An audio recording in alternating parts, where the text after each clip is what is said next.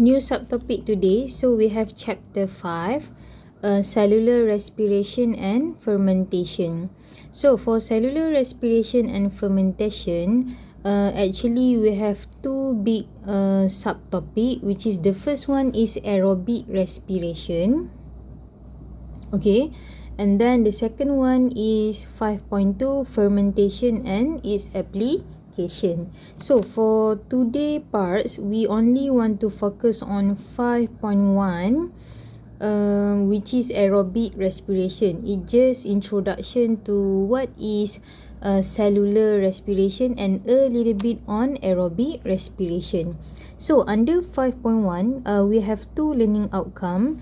The first one, state the need for energy and the role of respiration in living organism.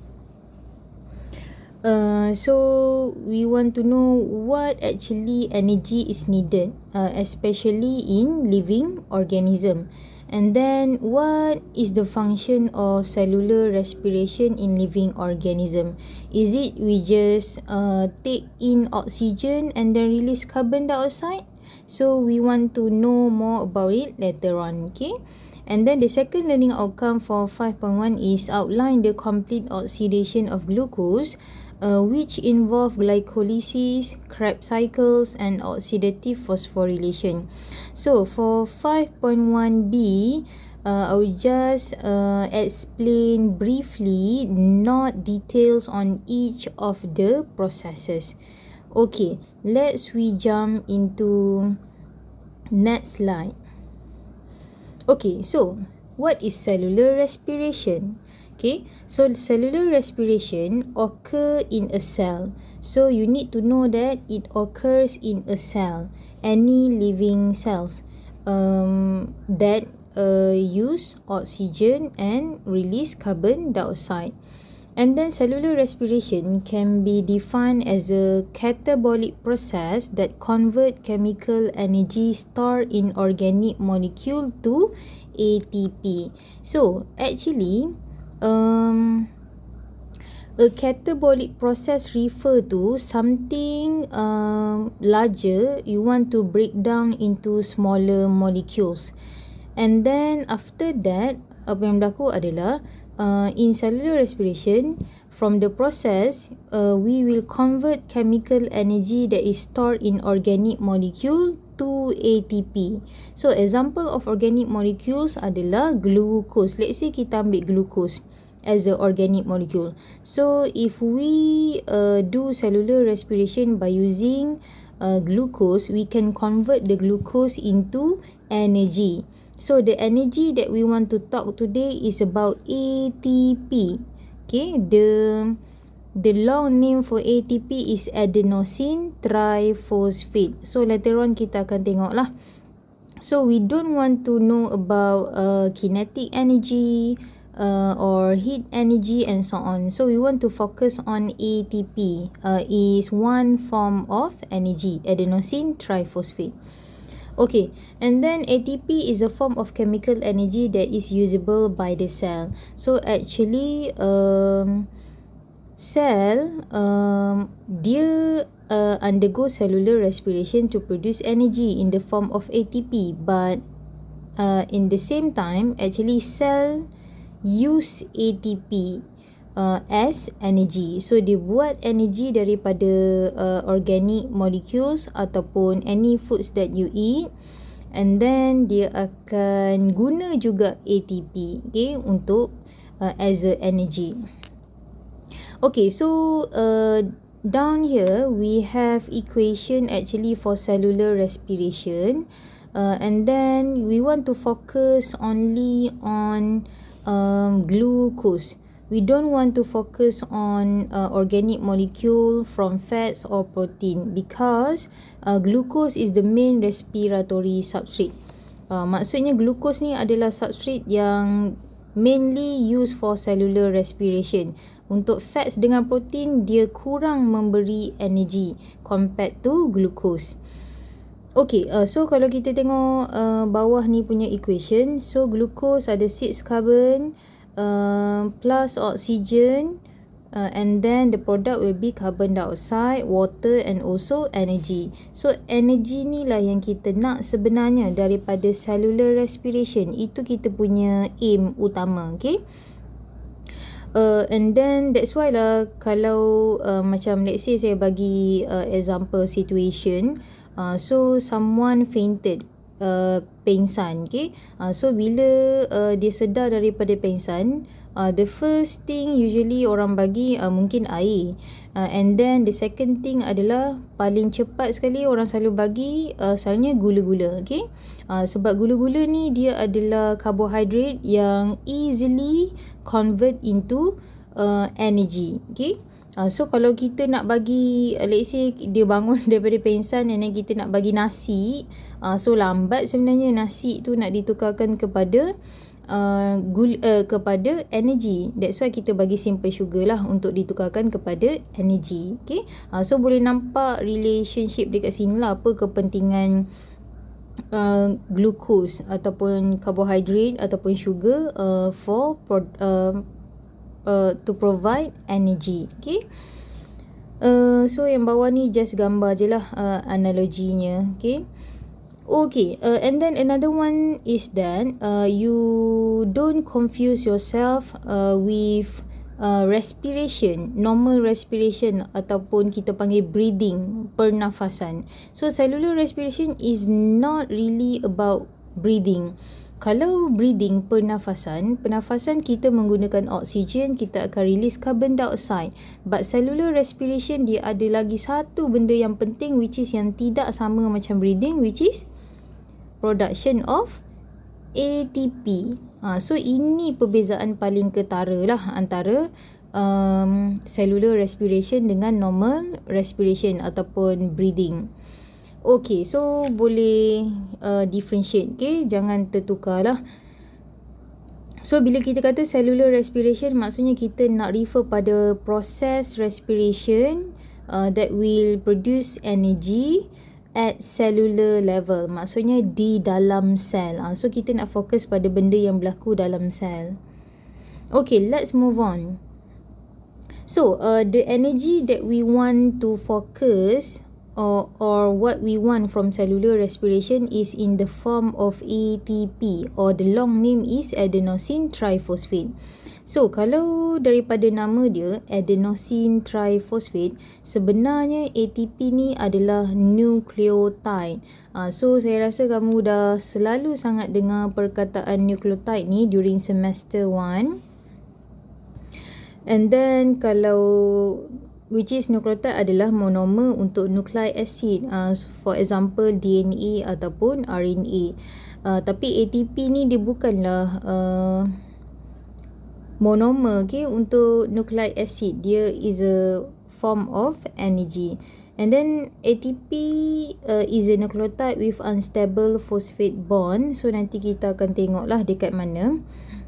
So ATP dia ada 3 komponen. The first one dia ada ribose sugar, okay, which is 5 carbon sugar. The second one dia ada nitrogenous base.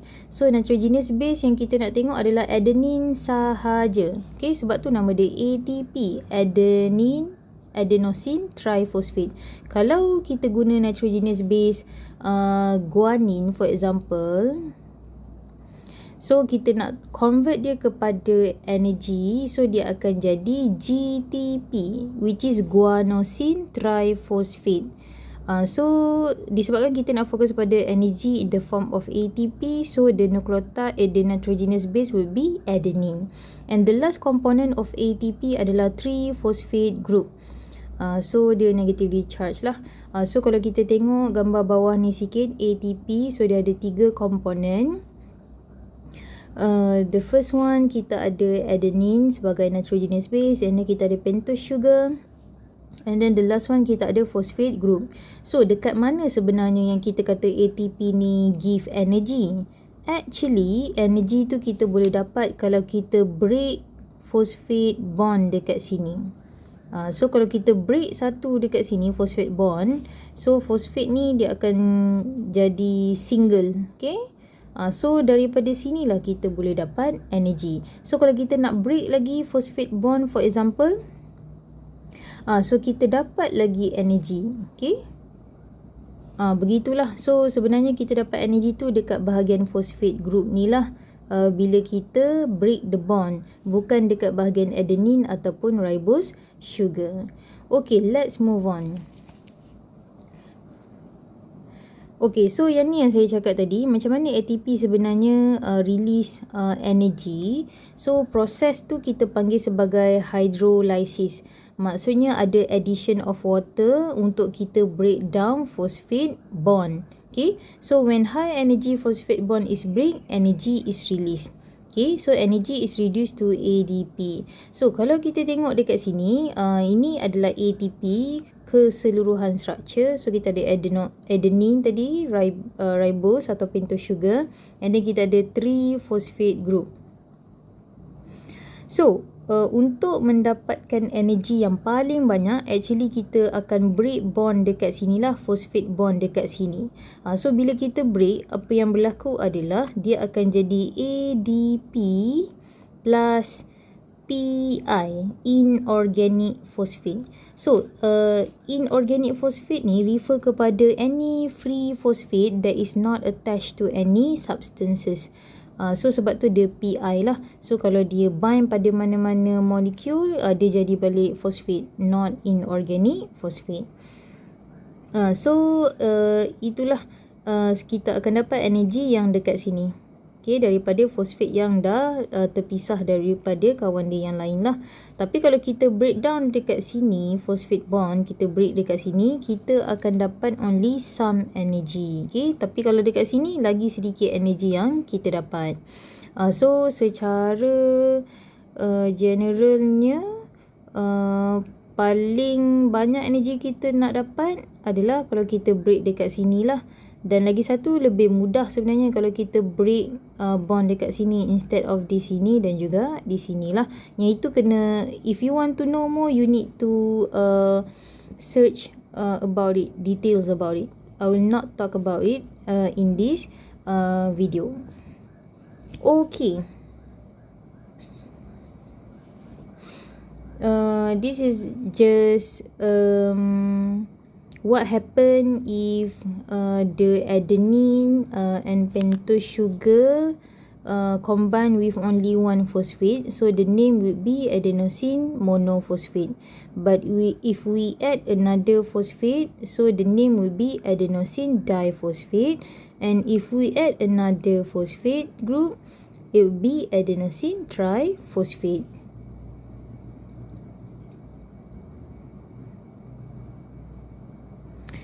Okay. So before this saya cakap kalau kita nak dapat energy, kita buat hydrolysis of ATP, means that kita adding water molecule to break the phosphate bond to make sure ATP become ADP and phosphate. But kalau kita nak produce energy, actually kita boleh produce by just adding phosphate group to ADP menjadi balik ATP. Okay, so dekat sini ada removal of water molecule lah. Kalau tadi ada addition of water molecule, dekat sini ada removal of water molecules. Okay, so energy yang release tadi kita akan guna untuk cell metabolism. So apa-apa proses lah yang memerlukan energy. Okay, kenapa pentingnya energy ni? So ada 3. Pertama untuk mechanical work. So untuk muscle contraction for movement. So your body, you want to ride for example, ataupun kamu nak bergerak, ataupun you want to kick ball, ataupun kamu nak ambil air untuk minum, semua tu memerlukan energy, which is memerlukan pergerakan muscle. Okay, muscle movement. So all that thing actually require energy, okay, for you to move. Without energy, actually kamu tak larat pun untuk buat semua benda tu lah. Selalu kan kita kata kalau kita penat, tak cukup makan, okay, which is kita tak dapat enough substrate untuk cellular respiration, selalunya orang akan terbaring ataupun pingsan sebab tak cukup makan ni lah. So betapa pentingnya energy ni untuk mechanical work. And then the second one untuk transport, which is untuk active transport. Means that from lower concentration kita nak pergi kepada higher concentration. So ini adalah against concentration gradient. So when you want to move molecules against concentration gradient, apa yang berlaku adalah kita memerlukan energy. And usually the energy is in the form of ATP. Kalau passive transport, kita tak perlukan energy. Tapi disebabkan kita against concentration gradient, yes, we need energy. And the last one is for chemical work. Which is, let's say, for protein synthesis. Nak produce protein, kita memerlukan energy. And then nak buat photosynthesis, for example, in plants, yes, we need energy. Okay. So these are importance of energy. Some of the importance of energy. Okay, that's all for introduction.